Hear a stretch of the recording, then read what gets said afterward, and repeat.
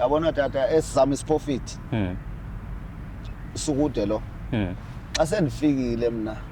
yafika umuntu wesifazana hayi futhi ufike ngakabi ready.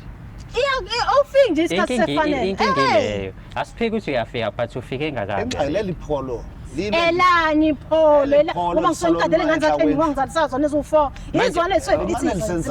okay njoba nisemjondolo emjondolo kuyapithiza ngani angisho mhlawumbe uthi umama ipholo liswelingazile kuyena but imoto I think emjondolo ingapaka lapha ize komunye umuzi lapha noma ize komunye hayi ukuthi ngoba nathi khona imoto ke lapha isize kuyena umama wakwambamba noqotsheni mhlawumbe kuyipholo phakathi wakwambamba nekufebele akakazi mina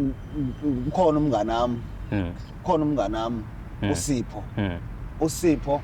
lamxelela uba abe soloko endibhekele lo so wena unamakhamera wena yipho wanqene lamakhamera ethu because unawo amakhamera nasemjondolo akubhekele lokho mina ikhamera yami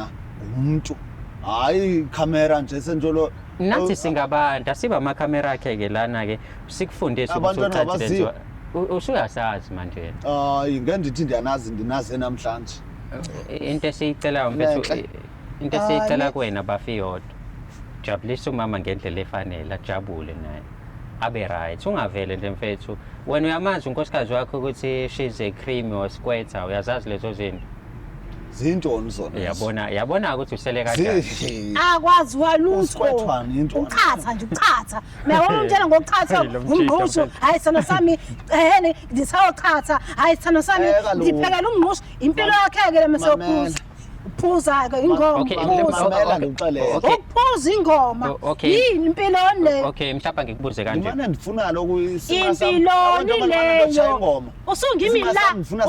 la wenkondo ungimi la ikhathele ke usungimi ngehlanyongo in right seni right okay mhlawumbe ngikubuze kanje mfowethu umama khona amaphutho waziyo akhe noma into akwayenza mhlambe ongekho happy ngaye mhlambe lapho ukuchithela ntontoni noma uhappy ngomama it's just that indlela akhuluma ngayo nawe ongayijabuleli hayi yabona ngoku bendingafuna uveza amahlazo unalento estyle sakhe andikho happy yabo zoyiveza ngolonto ngoba setheni sendiveza phakathi kwabantu engabaziyo izoke ngizwe unento estyle esitsha njengoba solwesithi manje umkhothele enkomo yakhe izoke ngizwe sevele ndigqibele endilencapha endilencapha ezenala isinqeni awuyazi nithi impilo kwayile ndibone sefikile lapha ngiyaxolisa yabona kuyangijwayela uthini mina ngamahlazi akho wonke mntana hayibo mfethu ungathi ndiyabaleka ula gqibela amandla sephela yona impilo ke